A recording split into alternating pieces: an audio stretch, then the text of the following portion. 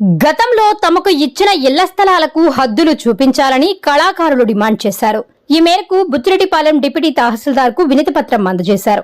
ఈ సందర్భంగా కళాకారులు గోపాల్ రెడ్డి, కృష్ణయ్య మాట్లాడుతూ జిల్లా కలెక్టర్ గా రాజు ఉన్న సమయంలో రామచంద్రపురం గ్రామంలో ఇళ్ల స్థలాలు మంజూరు చేశారని తెలిపారు. స్థలానికి ఎన్టీఆర్ అని నామకరణం చేశామని గుర్తు చేశారు. కొన్ని అనివార్య కారణాల వల్ల ఇళ్ల స్థలాలకు హద్దులు చూపలేదని వాపోయారు.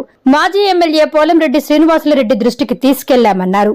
స్పందించిన పోలంరెడ్డి కళాకారులకు హద్దులు చూపించాలని అధికారులకు ఆదేశించినా అప్పటి అధికారులు దానిని బేఖాతరు చేశారని తెలిపారు. ఎమ్మెల్యే వేమిరెడ్డి ప్రశాంతిరెడ్డి స్పందించి తమ ఇళ్ల స్థలాలకు హద్దులు చూపించి ఇంటి నిర్మాణాలకు సహకరించాలని విజ్ఞప్తి చేశారు. మా పేరు మన్నేపల్లి కృష్ణయ్య. మేము కళాకారులు. రాజుగారి హయాంలో కలెక్టర్ మాకు ఇళ్ల స్థలాలు ఇచ్చారు. ఇచ్చిన తర్వాత అది అడవిలాగా ఉండింది.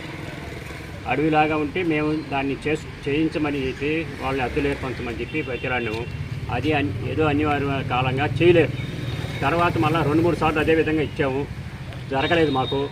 ఇప్పుడు అద్దెలు ఏర్పరిచి రామచంద్రాపురం అక్కడ మాకు ప్లాట్లు ఇచ్చారు.